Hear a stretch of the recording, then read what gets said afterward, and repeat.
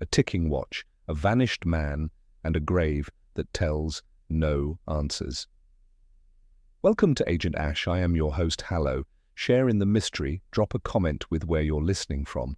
I love reading everyone. Let's begin. I remember that evening with a clarity which is perhaps the gift of loneliness, or perhaps its punishment. The air was damp with a thin drizzle that never seemed to fall, only to linger in suspension, softening the outlines of the college towers and the chimneys of Jericho. My shoes made no sound on the pavements, though they were wet through, and I walked without haste because there was no reason for hurry. Oxford at dusk has always seemed less a city than an afterthought, as though built merely to remind its inhabitants of all they would never quite possess. The cathedral bells struck 6 as I reached the churchyard, their iron melancholy folding across the roofs and gardens like a slow tide. I paused, as I often did, at the lichen-coated wall, and looked down at the haphazard stones leaning into one another, as if in consolation. Death had tidied these people into neat dates and names, but it could not prevent the erosion of stone, nor the way ivy had found the cracks. One stone in particular caught my eye, not because of the inscription which had faded into obscurity, but because something small and deliberate rested against its base. It was a watch, a man's watch, ordinary, ticking faintly in the damp air. Left there with no explanation, no paper, no flowers. The glass was beaded with moisture, the strap darkened from the wet grass. I bent and touched it, still warm, strangely, as if it had only recently left the wrist of its owner. I set it back carefully, unwilling to play the thief in a graveyard, and felt a faint irritation at my own curiosity.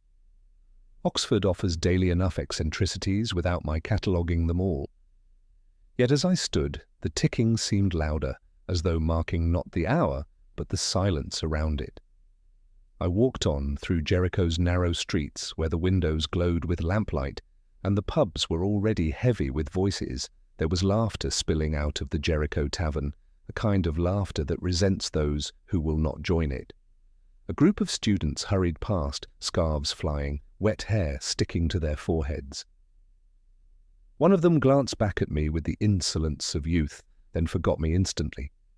It is the privilege of the young to forget what they do not care to understand. The rain quickened against the stone, and I sought brief refuge in a cafe near Walton Street. The place smelt of ground beans and damp coats, a modern refuge with newspapers stacked untidily on a side table. I took one without thought. The pages were smudged with handling, and my eye caught a headline, "Lecturer Missing from St. Edmund's College." The words were blunt, bereft of drama, tucked away beneath football scores and council debates. I read no further. Such disappearances were not uncommon. Men, like everyone else, sometimes chose to leave. And yet the phrase lodged in me like a splinter, as things sometimes do for no rational reason. I ordered a coffee, which arrived thin and bitter, and sat watching the droplets on the window merge and divide, forming patterns more intricate than any crossword I had abandoned that afternoon. Behind me, 2 academics argued quietly about some line of Keats, one insisting it had been misquoted in an anthology. Their voices, pedantic and weary, reminded me of the misplacements of my own life, the wrong loves, the wrong silences, the wrong words. Perhaps we are all misquotations of ourselves. When the bells struck 7, I left the cafe. The rain had eased and the streets were slick, glistening like varnished wood. I took the long way home, past the Bodleian, its windows shuttered, the air heavy with the ghost of books unread. My thoughts returned, unwillingly, to the watch. It was absurd to suppose significance in so trivial a gesture, yet the image persisted, a watch keeping time for a grave that had none left. I reached my rooms at last, poured myself a small whiskey, and put on a recording of Wagner that sounded thin through the speakers. The music failed to lift me, as it often did these days, and I switched it off mid-area. Instead, I sat in the silence, the faint tick of my own clock, keeping company with a memory of another resting against damp stone. I told myself it was nothing. Still, when I finally went to bed, I dreamt of ivy-covered walls, of names eroded by rain, and of timepieces that ticked on long after their owners had vanished. I met Lewis in the little briefing room that smelt faintly of pencil shavings and cooled tea. He had his notebook open, and his patients open too, and he arranged the case between us with the care of a man laying cutlery, Dr. Adrian Kerr, English Literature, St. Edmunds. Respected in journals, unpopular in corridors, brilliant, abrasive, precise. He quoted poetry like a prosecuting counsel, lines delivered as charges rather than comforts. He was due to chair a seminar on Tuesday at 4.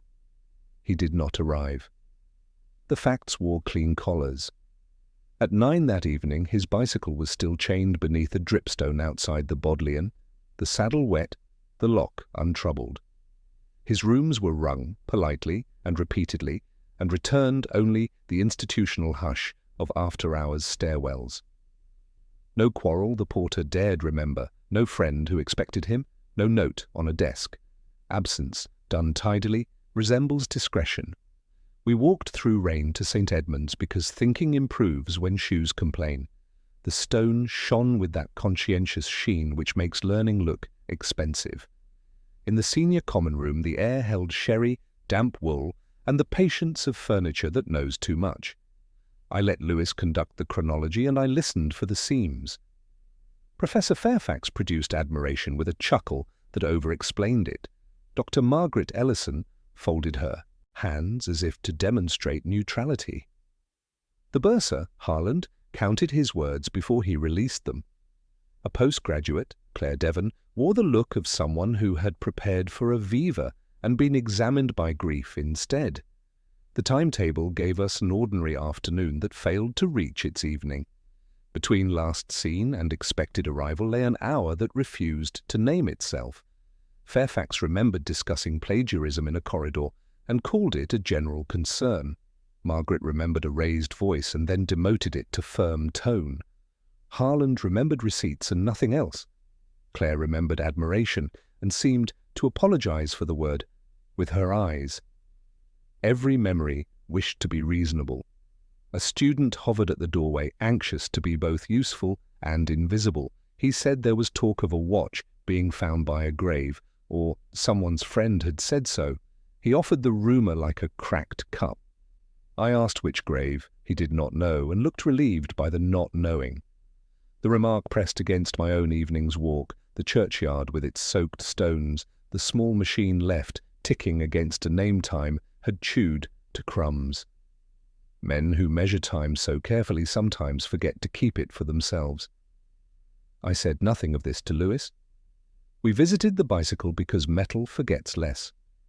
It stood as advertised, discreet beneath the stone lip, as if waiting to be reclaimed by a hand punctual to a fault.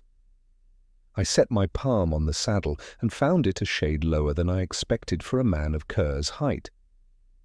Either his knees had begun to negotiate with him, or someone shorter had borrowed certainty. When I steadied the handlebar, the bell chimed softly, a mouse in a chapel. Inside, the library breathed paper and old glue. I did not believe in theatrical vanishing. Men go missing the way a sentence loses a clause and still reads well to the inattentive.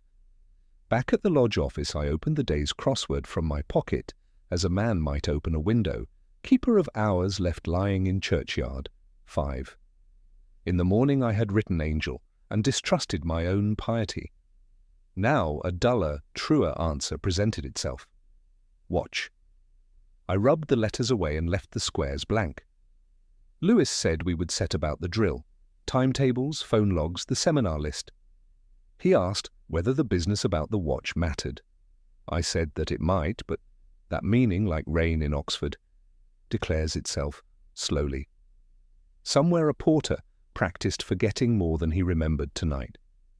Outside, the city rehearsed its damp encore, and the Bodleian kept its counsel while the bicycle waited for a hand that did not come. The senior common room wore late afternoon like a tired gown, respectable, frayed, faintly perfumed with argument. Sherry waited in cut-glass. A reluctant fire muttered at its duty. Rain stitched a soft metronome into the windows. Lewis remained by the sash as if posted there, and allowed me to wander among the scholars who had arranged themselves, as scholars will, like footnotes, hoping to be promoted to text. Margaret Ellison was nearest, an historian of cool intelligence and careful speech, with that settled bitterness that arrives when one has translated too many lives and misplaced one's own. She said she had occupied the archive until 6, then her rooms with essays and a kettle that refused to hurry. When I said Adrian the sherry in her glass trembled once, a weather she failed to suppress. "He has been difficult," she said, sharp and to a point, the way clever men grow when certainty becomes their only instrument. Were they still on cordial terms? "As cordial as history permits," she replied, "and let the words lie down between us." Professor Julian Fairfax reclined as if the chair had been measured for his angles. He called Kerr provocative and made the word sound like an undergraduate indulgence. Plagiarism, he told us, was a tedious rumour. "Original minds are the best of friends to themselves," he added, gifting the line to Tennyson with a well-bred cough. I let Ovid smoulder quietly in my head and watched his cuff brush a folder half hidden beneath a chair. Kerr's initials were penciled on the tab in a hand too careful to be casual. Fairfax noticed my noticing and smiled the practised smile of a man who has misquoted often and prospered. Claire Devon stood by the bookcase below a portrait that had long ago surrendered to neglect. A postgraduate loyal to fairness, which is to say, loyal to Kerr. She had seen him the previous afternoon. He had returned her paper with annotations like a city he wished to redraw. "Respect," she offered, and then paired it to loyalty, the safer word. Did they dine, sometimes, in groups? Her ring turned under her thumb when I mentioned the bicycle waiting dutifully outside the Bodleian. Her face arranged itself into academic composure, which is to say grief without the spectacle. The bursar, Harland, smelled faintly of starch and caution. Precision was his creed. He produced an alibi measured to the minute and certified by receipts, a meeting about roofing quotes, a late sheaf of paperwork, a television schedule whose timings could be verified by anyone with patience. Dr. Kerr, he said, had asked tiresome questions about the bequest accounts, questions phrased as accusations. Rectitude on his tongue became a failing. The smile he attempted stopped a finger's breadth short of sincerity and lingered there like a bookmark no one wished to remove. They performed their alibis like set pieces rehearsed before considerate mirrors. Each motive wore academic clothes, wounded pride, proprietary affection, professional dread, the terror of being ordinary. The porter arrived with coffee that tasted of obedience. Fairfax praised its robustness and misquoted again a couplet thinned by vanity. Margaret studied the rug as though an argument were faintly written there. Claire asked when the search would become something more than tidiness. Harland calculated sympathy and produced exactly enough. What mattered, as usual, was smaller than their speeches. On the mantel stood a printed timetable of term events. Beside it, a fresh card listing seminar rooms with corrections in blue ink. The hand that made the corrections had moved Kerr's seminar from the senior lecture room to Seminar B. Fairfax described the reassignment as a kindness to a visiting group. Harland insisted no request had crossed his desk. Margaret's calendar by the telephone still showed the original room. 3 accounts, each plausible, none aligning, like rhymes from different poems mistaken for a chorus. The blue ink had a decisive pressure, the sort of stroke made by those who expect not to be questioned. Lewis asked what I made of it. "A college of honest faces," I said, "each telling the truth that hides the one it needs." He said the bicycle suggested an interruption between intention and destination. "Interruptions are Oxford's major," I told him. He asked about a student's tale concerning a watch left by a grave. "Watches remember what people forget," I said, and let the line find its quiet. We left them to their sherry and their several ambitions. In the corridor, the boards offered a civil complaint and forgave me at once. The quad had begun to collect dust the way libraries collect dust, patiently, without malice. Rain performed its slow arithmetic on the stone. Somewhere a clock kept good time for a man who had not returned, and back in the common room a line of blue ink continued to point, discreet and insistent, toward a smaller room where something or nothing had been expected to happen. Lewis laid the letter on the table as if it might still carry heat. The paper had been folded twice, once with care and once with haste, and bore the faint smudge of a thumb at the margin. Unsigned, unheaded, and yet insisting upon intimacy. The words asked Kerr to meet where stone and ivy hide old names. I read it once, quickly, and felt the dull disappointment of vagueness. Lovers and poets have always conspired with ivy. Lewis watched me, waiting for a pronouncement. I shrugged and set it aside. But after a silence, I found myself taking it up again, letting the words stretch in their pretensions. The phrase hid more than sentiment. It sounded rehearsed, as though written for an audience already anticipated. No ordinary note of tryst or quarrel, but a voice trying on eloquence like an ill-fitting coat. The sentence had that faint echo of the anthology, the sort of affectation a reader mistakes for style. The rooms Kerr had left behind smelt of tobacco gone cold and books that had never been dusted, papers gathered on the desk in deliberate disorder, a half-completed crossword, letters abandoned after an overconfident start. 7 down I had left as blank myself the day before, and here he had scribbled fate beside a clue that cried out for doom. It was the kind of mistake clever men permit themselves, certain that any word will suffice if carried with conviction. I pocketed the image for later and left the paper untouched. We crossed the quad beneath a drizzle that softened the lamps into halos. The grass bore a bruised look from recent rains.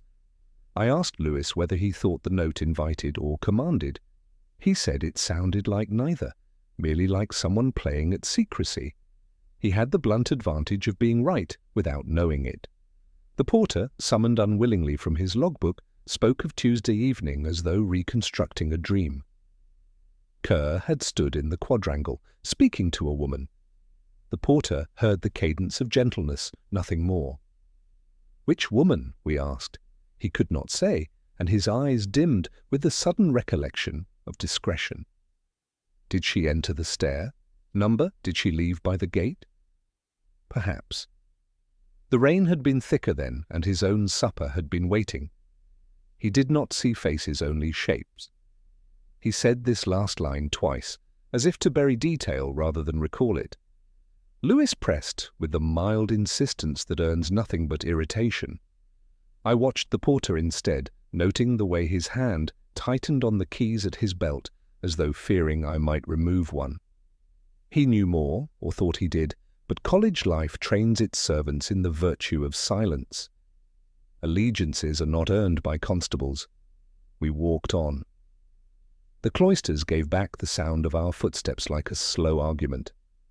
Above us ivy climbed indifferently, its black leaves smearing the stone with shadow. I touched a name eroded into a slab and felt the grit come away on my finger. Old names, as the letter had it, and stone half-eaten by rain.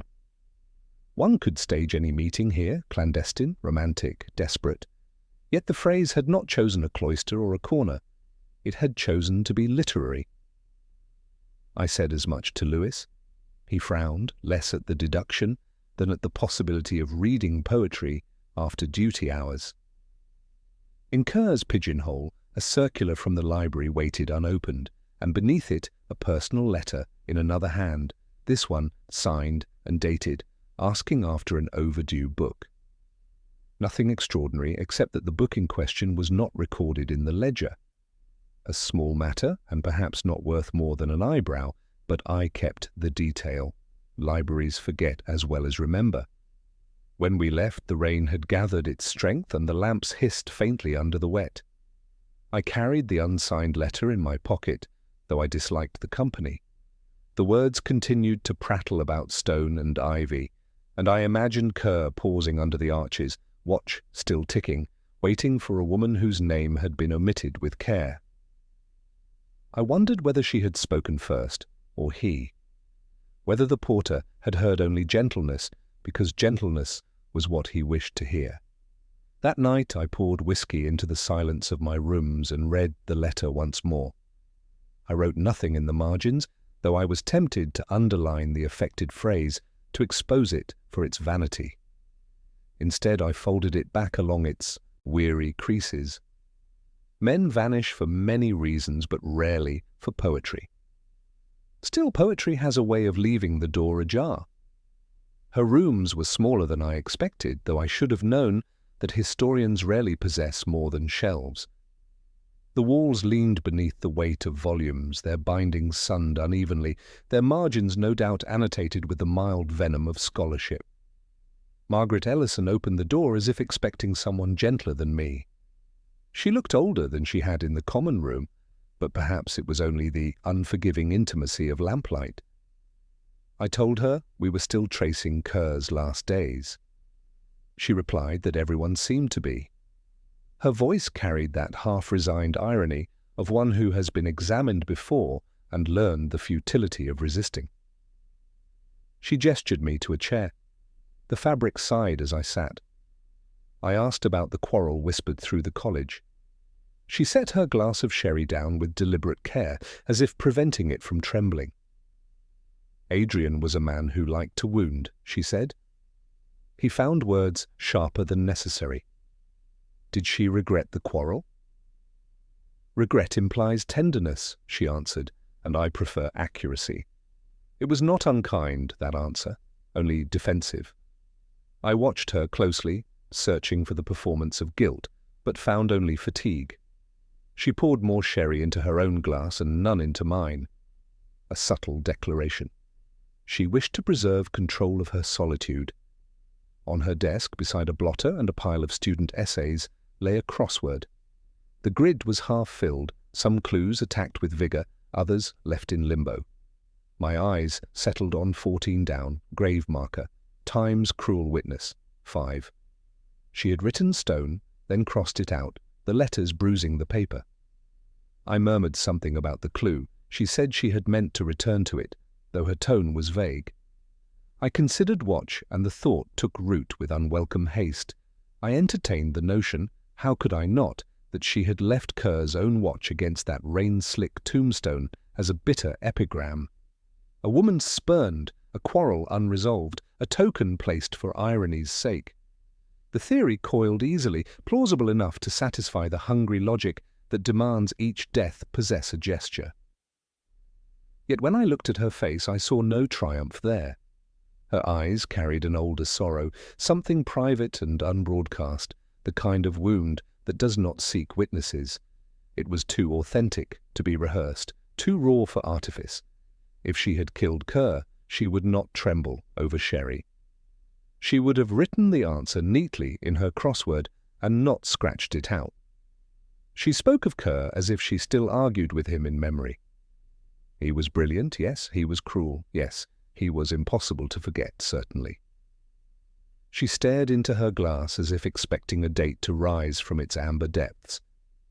The room was close with the smell of paper, ink, and the faint dust of chalk carried from lecture rooms. Outside, rain pressed faintly at the panes, a reminder that the city would wash away footprints more readily than quarrels. Lewis, waiting politely at the door, shifted his weight in the corridor. He had less patience for grief that wears the mask of composure. I said we would not trouble her longer. She nodded without gratitude, only with relief, as though the interrogation had simply been one more exam survived. As I stood to leave, I glanced once more at the crossword. Stone erased, the squares empty. A woman who could not bring herself to finish the word. I told myself it was nothing, that academics always hesitate over definitions, but still the image lingered. Walking back through the quad, I considered the theory of jealous revenge and found it too neat. The watch had been left, yes, but not by her hand. I believed that. For once, my instinct sided with mercy. A bitter woman might imagine such a gesture, but Margaret Ellison lived too close to her grief to make a riddle of it. And so she remained, not innocent, but not guilty either, merely another figure in Oxford's patient gallery of the wounded. The river was in one of her sulky moods that morning, brown and swollen, reluctant to part with what she had been holding. A constable had found the saddle first, protruding at a crooked angle from the reeds, and soon enough the boatman dragged the whole bicycle up from the mud with the kind of reverence that attaches itself to relics. Water poured from the frame in reluctant rivulets, as though the Thames disapproved of our theft. "Kerr's bicycle," they said. Yes. The serial number confirmed it, but the evidence hardly needed such ceremony. The paint, once a glossy green, had been dulled to river slime. The chain sagged. The bell gave no chime. It had been submerged long enough to forget its purpose. The forensics men worked with their usual industry. No scratch on the frame that might suggest violence, no bent wheel to tell a story of struggle. If the bicycle had entered the water with its rider, then the river had been too thorough. If it had been dropped there to mimic such an end, the mimicry was perfect. A machine drowned is as silent as a man drowned. It gives no testimony. I walked along the bank while Lewis conferred with the men, and it was then that I saw the scrap of paper lodged in the mud a few yards downstream, a fragment only, torn from a larger page, the ink blurred by water, yet still legible in its stubborn way. They will know me only by what I have left unfinished. The hand was neat, the sort of careful script taught by schools where Latin verbs were beaten in with rulers. It chilled me, though I refused to admit as much aloud. A convenient scrap, floating beside a drowned bicycle, was too dramatic even for Oxford. I told myself it was coincidence, a page cast off from another man's diary, another man's failure. Yet the line clung to me like a burr. Unfinished. Kerr's life had been filled with unfinished quarrels, unfinished loyalties, unfinished apologies. It seemed fitting, and therefore untrustworthy. Red herrings are always dressed in plausible clothing. Lewis asked me later whether the note mattered. Perhaps, I said, though perhaps was all I could offer. He disliked ambiguity, and I envied his dislike. The river did not explain herself, and neither did I. By late afternoon the evidence was catalogued, bagged, removed, leaving only the mud where the bicycle had lain. The reeds returned to their whispering. The air carried the scent of wet rope and diesel from the police launch. I imagined Kerr standing there, his hand on the handlebars, considering the water's invitation. Did he step forward willingly, or was the bicycle tossed in after him, the act of another hand tidier than anger usually permits? Theories are cheap, facts are slow. That evening I poured more whiskey than usual. The amber light filled the glass and left my throat raw, but it dulled nothing. I set Wagner on the turntable, the opening of Tristan, all yearning and deferral, and found myself listening with an unease that matched the scrap of diary. They will know me only by what I have left unfinished. I thought of the books, half read on my shelves, of letters begun and abandoned, of women whose names I had rehearsed and then allowed to fade. We all leave things unfinished. The pity is that sometimes those remnants are all the world remembers. The music swelled and receded, the motifs stretching toward resolutions they never claimed. I thought of Kerr again, brilliant and abrasive, quoting poetry as if to draw blood. What had he left unfinished? An article? A confession? A love he had not permitted himself to admit? Or was the phrase no more than the indulgence of a man who wanted his life to read like a text? By midnight, the whiskey was gone and the record ended with its blunt click. The silence of the room pressed harder than the music had. Outside, Oxford stones glistened under rain, the same rain that had fed the Thames and hidden the bicycle. I sat there with the words echoing in me, unwilling to discard them, yet unwilling to trust them. A man's life, like a crossword, is never finished until someone else lays in the final clue. The bursar received us in a room where arithmetic seemed to have taken holy orders. Ledgers in sober bindings stood upright like a choir. Harland had the pallor of spreadsheets rather than daylight, and greeted us with politeness powdered in starch. We were welcome, he said, to examine the endowments, the recent bequest, every decimal that had troubled Dr. Kerr. He made trouble sound impertinent. He began with the bequest. A widow of a benefactor, maiden name discreetly withheld, had left a sum whose interest would underwrite postgraduate bursaries. He set the will on a leather blotter, as if it were a chalice. Kerr had asked about the valuation of a property sold to realize part of the fund. Harlan's pen hovered over commas, while he explained that the sale was properly tendered, independently assessed, witnessed by men who wore suits like creeds. Schedules and statements glowed with numerical health. No figure limped. The audit letter sang. The finance minutes stood discreet. Lewis nodded, relieved. Fraud can be a comfort when it supplies a villain you can rent a cell for. I considered another comfort, that Kerr, loud about ethics, had been silenced because he was right. Money fits round murder with dismal ease. Yet the cleanliness on the table felt indecent. The sums balanced too eagerly. The ink moved with the confidence of the untouchable. Had there been dissent? Harlan showed minutes where dissent was politely recorded, and then anesthetized. His smile stopped just short of sincerity. We spoke of the donor's widow. She lived near Woodstock, fond of roses and privacy. Kerr had visited once to clarify the college's gratitude. Clarify gratitude is a phrase favored when lawyers stand nearby. Had Kerr written any memorandum afterwards?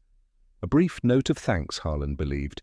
He had not seen it because correspondence of appreciation belonged to advancement, as delicate weather does.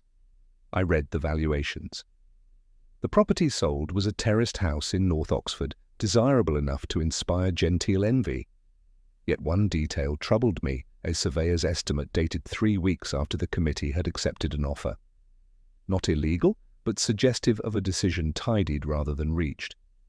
I tapped the date.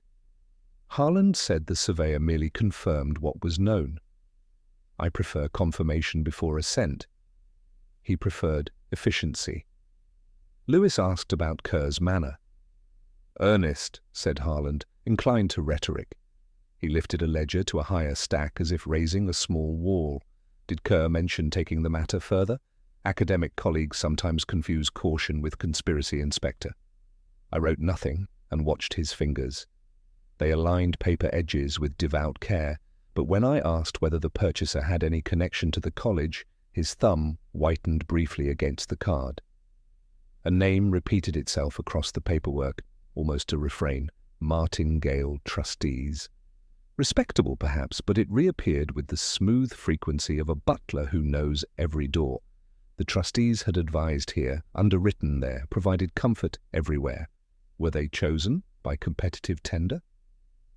Relationships of confidence do not bend easily to auctions, Harlan replied. Confidence rarely does. We left the room and the floorboards performed the dry creak of inherited prudence. Lewis believed money made the simplest motive. He is often right when I most want him wrong. The figures were immaculate, I said, immaculate in a way that felt theatrical. Immaculate is what you want in accounts, he said. Not when a man vanishes in their vicinity, I answered. Outside, rain had begun again, a fine drizzle that teaches stone how to remember. Kerr, with his appetite for denunciation, might have built a case from those ledgers. It would have marched, impeccable, to a courtroom in his head. Yet my own theory hung back like a reluctant witness. If the numbers hid a sin, it was practiced so well that murder seemed untidy beside it. Night found me with a thin whiskey and a colder certainty. We had been offered an intellectual solution, elegant as algebra and just as bloodless. It collapsed when breathed on. Somewhere in those pages a date leaned the wrong way, and a thumb had whitened because of it. But men are not killed for footnotes. Or if they are, the footnotes wear human faces I had not yet learned to read. Claire met us in the reading room that smelled of old bindings and a recent mop, and she chose a table beneath green lamps as though they could soften what she meant to say.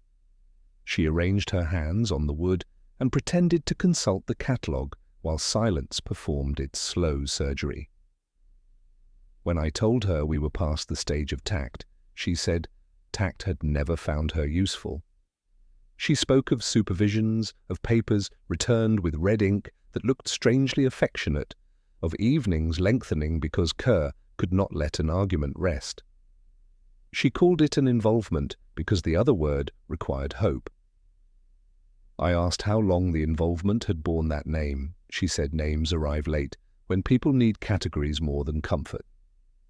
She had met him in the library. Everyone met him in the library. He treated the place as both parish and refuge, sometimes reading aloud as if the words wanted air. He would misquote to see whether I noticed, and when I did, he seemed relieved, as if truth were a chord newly tuned.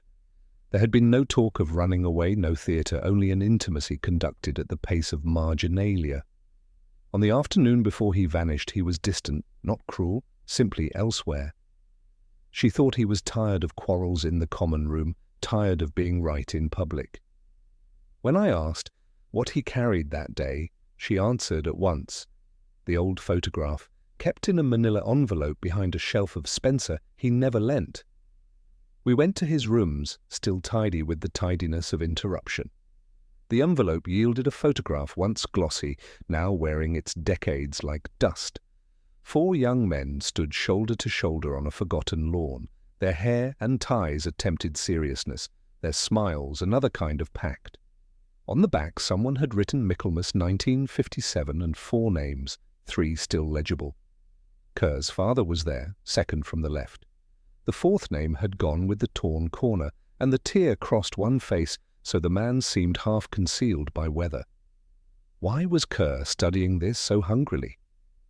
Claire said he would take it out and replace it as if shielding it from himself. He had asked whether she believed in inherited shame. He had traced the torn edge with his thumb, then laughed without sound, and slipped the photograph away again. When she asked whose face the tear had stolen, he said that perhaps the photograph had chosen to forget, since people were poor at the task. The light, through the narrow window, made a basilica of dust. I studied the margins. Near the corner, an embossed stamp, faint as a breath, Brackley and Sons, High Street, Oxford. Lewis noted it with the dutiful air of a man adding another unpromising lane to the map. I thought of photographers who recorded lives no one later owned, of albums where someone's nephew becomes a caption. If Kerr's father stood among these boys, the past had not been idle. It had been patient. Claire admitted she had evaded us because the affair was small, and because she disliked the college's appetite for attention. Kerr promised nothing, she asked for less. In the last week he spoke of meeting someone who could confirm a story, and he practiced a sentence about truth as though it were foreign. She did not ask whose truth. That question sends invoices. I asked whether he wore a watch that day. She said he checked it too often, as if punctuality could stop the slip. I remembered the wet churchyard and the quiet ticking. In the corner of the photograph a shadow crossed the grass at an angle unlike the others. Someone had left the group a heartbeat before the shutter.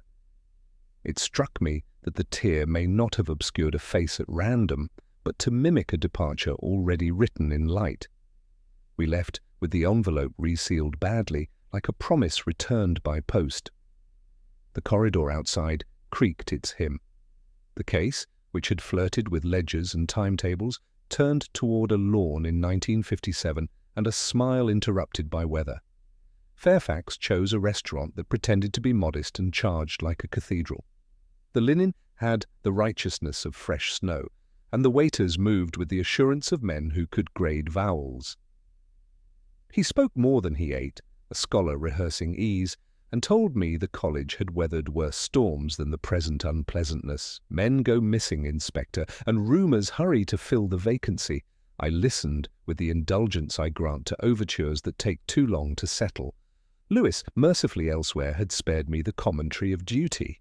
He admired Kerr, he said, and then demoted admiration to concern. Kerr's indignations were noisy. Scholarship preferred quiet corrections. He buttered his bread as if footnoting it, one tidy stroke after another. When pudding arrived, he lifted his spoon and mused that time, the devourer of all things, would put even this absurd case to rest. Milton, he added lightly, as though scattering crumbs for tame birds. It cost me something not to correct him aloud. Ovid, I thought. and felt that small, electric certainty that belongs less to law than to temperament. Men misquote as they live, carelessly when secure, strategically when cornered. I let the line stand on its little plinth, and watched him watch me watching it, measuring whether the phrase had landed where he hoped. We walked back through rain not yet committed to falling. He conducted the conversation home with a host's confidence, as if guiding visitors through rooms. He owned Kerr's attacks were tiresome. Plagiarism was the calumny of the resentful. Reputations should be durable enough to survive envy. He delivered these reflections like after-dinner mints, wrapped in civility and destined to dissolve without nourishment. At the gate, he practiced concern for Kerr's welfare and hoped for a swift resolution that would restore quiet. Quiet, I reminded myself, is the word reputations use when they wish to be obeyed. Later, alone, I set the anonymous letter on my desk and read it until the paper seemed to thin beneath my eyes. Where stone and ivy hide old names, the cadence belonged to someone who treats language as drapery, not shelter. Fairfax spoke like that, ornamented simplicity, each clause tailored to flatter the wearer. The letter's borrowed gravity, its deliberate hush, felt like something he would write when playing at secrecy. Not proof, hardly comfort, yet the likeness folded neatly into place. I returned to the photograph and its torn corner, to the bursar's whitened thumb, to Margaret's trembling glass. Each detail kept its own counsel, but the music began to confess its theme. Not money, not jealousy, pride, reputation stroked until it purrs and scratches when denied. Kerr had threatened to expose an earlier theft, and the accused, being a man of letters, understood both the sentence and the method of appeal. The misattribution nagged because it revealed an old habit. A scholar who steals in daylight cultivates a gardener's calm, tending the borders where ownership blurs. Assign Ovid to Milton often enough, and the audience begins to agree with you. The line finds a new address because your voice has furnished the room. Kerr, who loved the sharpness of citation, would revoke that address with a flourish and a footnote. The quarrel then was not merely ethical, it was ontological, who a man has been permitted to be beneath the applause of others. I poured a small whiskey and watched the city's wet lights sketch their hesitations on the ceiling. A bicycle slept in the river, a watch kept time for stone, a letter borrowed a voice it had no right to wear. The strands lay apart and yet, when touched, hummed at the same pitch. The pitch was vanity, it filled rooms, it bought dinners, it summoned students to admire the mirror and taught them to admire themselves. Still, deduction likes to congratulate itself too early.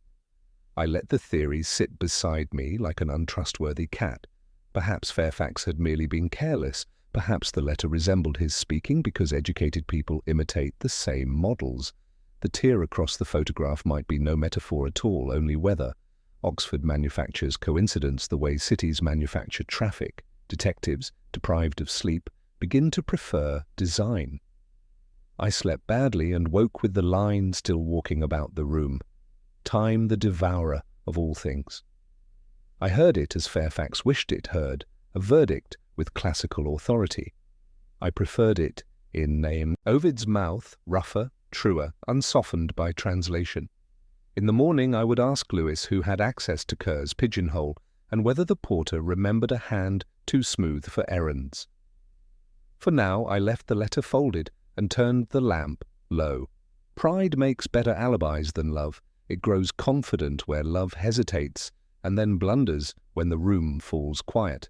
I went back to the churchyard on a night when the air was too still for walking, but walking was what I needed. The bells had already tolled 9, and their iron had left the city ringing with an aftertaste of ritual. The stones leaned into one another, each bearing names that were no longer spoken aloud. Ivy hung thick on the wall, the leaves glossed with damp, their smell green and old as paper, left unread for decades. The watch was still there, resting against a crooked tomb, as if time itself had kept vigil. I bent closer, brushed the droplets from the glass. Kerr's initials were engraved on the back, faint from wear. The object was not lost but offered, a deliberate placement, as if a signal had been arranged between two men who trusted words less than gestures. Watches do not abandon wrists willingly. Someone had set it down in ceremony or contempt. I knelt, feeling the damp through my coat, and studied the stone itself. The inscription was shallow, half consumed by weather, but the Latin curved into view when I traced it with my thumb. Tempus edax rerum. Time, the devourer of all things. The phrase Fairfax had dressed as Milton, when Ovid had been its true author. A small slip at dinner, a larger revelation here. Kerr had loved these inscriptions. He lingered over epitaphs as though they were unsolved puzzles. Had he chosen this grave for its words, or had Fairfax? The meeting must have been set for here, in the hush of the churchyard, ivy hiding the names as promised in the anonymous letter. The watch left to mark the place became both signal and epitaph. And then something broke. Words between them turned to blows, and Kerr, never cautious with his tongue, discovered how quickly rhetoric collapses when rage finds a body. I heard Fairfax's voice again as he buttered bread with surgical precision, his easy dismissal of Kerr's accusations, his comfort in ornamented half-truths. But the watch was a truth he could not bury deep enough. He had left it here, perhaps in panic, perhaps as a gesture to himself, a memorial to victory that he would later regret. Lewis joined me among the stones, his torch cutting across the inscriptions. He asked why Kerr would be here at all. Because he wanted to quote a grave at his enemy, I told him. He wanted words to do what fists rarely can. And Fairfax came because reputation is more fragile than flesh. We went back to college and found Fairfax in his rooms, seated before an empty decanter, as if he had been rehearsing the part of fatigue. I told him about the inscription, about the misplaced Milton, about the watch ticking patiently by the grave. His eyes flickered once, the way a man flinches at a photograph of himself taken unawares. He said Kerr had threatened him, yes, but only with gossip. He said he had walked away. Yet his voice dropped at walked, as though the word carried weight he could no longer bear. I pressed no further. Silence often succeeds where accusation fails. At last he spoke into the hush, his words gathering like reluctant witnesses. Kerr had called him a thief of lines, a borrower who never returned. He had said he would expose him, ruin the tenure, strip the honours. Fairfax struck him. One blow, he said, only one. Kerr fell, struck his head on the stone, and would not rise again. Fairfax panicked, concealed the body in the college garden, where earthworks for restoration had made soil loose and forgetful. The confession sounded both rehearsed and unwilling, truth braided with vanity. He wanted me to know that the crime was sudden, that the motive was pride, not cruelty. Scholars protect reputation more jealously than life. Kerr had threatened to turn scholarship into farce, and Fairfax could not abide the laughter. When we left him to the silence of custody, I thought of the watch still ticking against the grave. Kerr had sought words to shield him. Fairfax had chosen silence and soil. Between them lay time, devouring without mercy, inscribing the truth more deeply than any epitaph. They found him before dawn, a rectangle of earth made modest again, the restoration trench squared off like a diagram. Lewis stood with his hands inside his coat as if pockets were chapels. The garden had been fussed over, barrows neatly tilted, tarpaulins weighted with bricks whose red showed through the dirt like tired gums. The body came up in parts of silence, each minute apologizing for the last.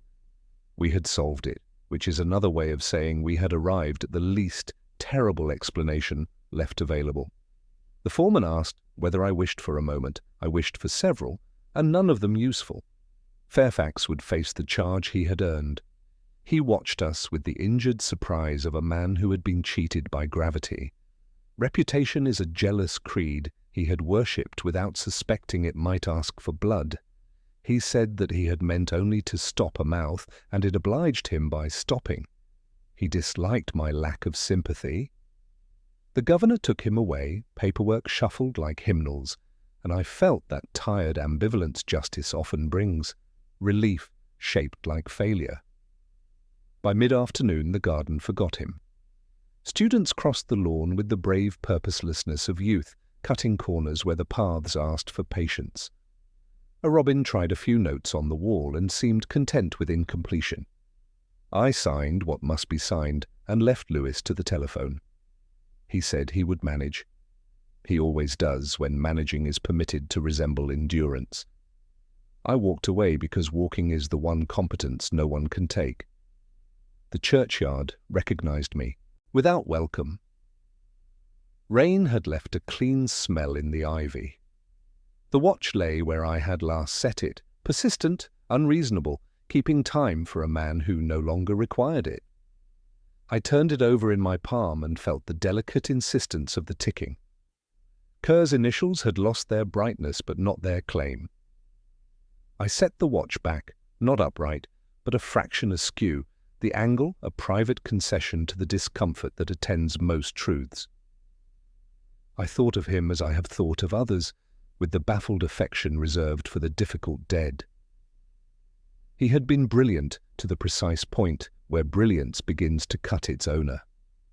He had loved accuracy the way some men love risk, and he paid the same coin. I had disliked him in prospect and liked him in retrospect, which is to say, too late. Margaret's sorrow would harden carefully, making room on her shelf for this new history. Claire would go on reading with the patience that lovers respect and strangers misunderstand. Fairfax had only wanted the mirror to tell him what it always had. The mirror, being glass, complied until the moment it broke.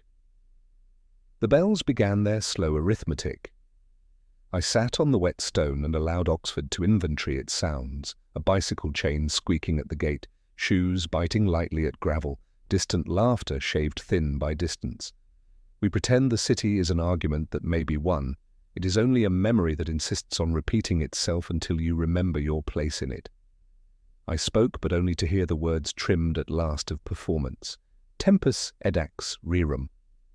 There was no audience to misattribute it. The line went about its business like rain, finding each surface and declaring it equal. A little deduction waited even in the quiet. The watch, still ticking though unrewound, told me someone besides me had wound it that afternoon, someone with reverence enough to keep the vigil punctual. The porter, perhaps, or a student who believed in small continuities. It corrected, gently, my notion of solitary mourning. We grieve collectively and call it privacy. Evening unfastened itself. I felt the case settle around me like a coat borrowed and returned. Fairfax would be tried. His defense would be the familiar elegy for weakness. The photograph from 1957 would go back to its envelope, the torn face unrepaired, a more honest condition than restoration. The river would remember the bicycle only as weight briefly misplaced. I did not feel victorious, I rarely do. Somewhere a fox barked once beyond the wall and dismissive as if correcting me. The ivy stirred and then remembered its duty. I left the watch where eternity might hear it. A last thought, not profound, merely accurate, presented itself and stayed. In Oxford, time always measured more than hours. It measured absences.